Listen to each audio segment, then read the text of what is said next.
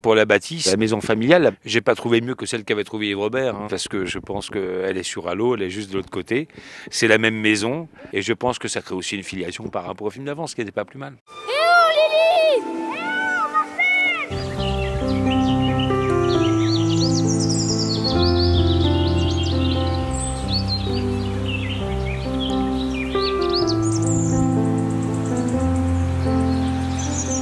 Quand je me promenais pour la première fois dans la Garrigue, comme j'avais lu d'abord l'œuvre de Pagnol, j'avais l'impression de découvrir enfin ce que j'avais imaginé dans ma tête.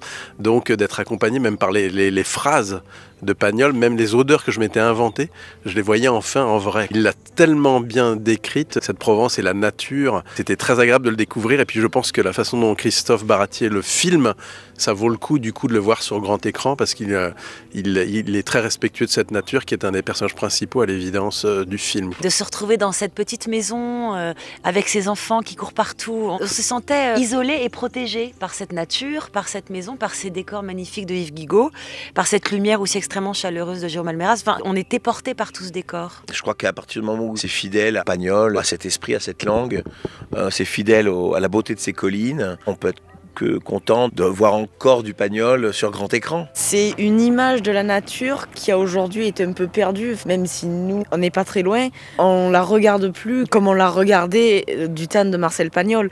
Et ce film, c'est ça qui est beau, c'est qu'il allie vraiment l'histoire contemporaine avec la beauté de la nature. Il y en a appris plein de choses, voilà. Moi, Il m'a appris plein de choses.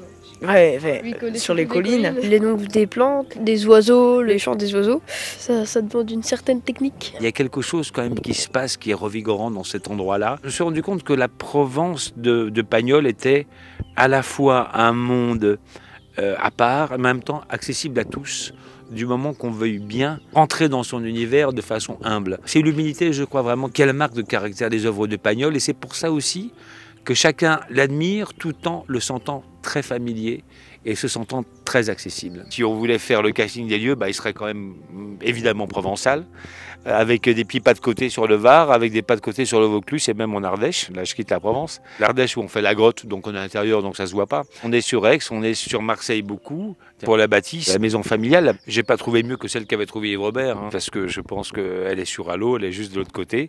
C'est la même maison, mais ça, c'est parce que trouver une maison qui a l'air d'être dans un écrin de nature, avec à 180 degrés, aucune pollution visuelle, aucune habitation visible, et puis un chêne tricentenaire qui forme l'ombrage sur la terrasse.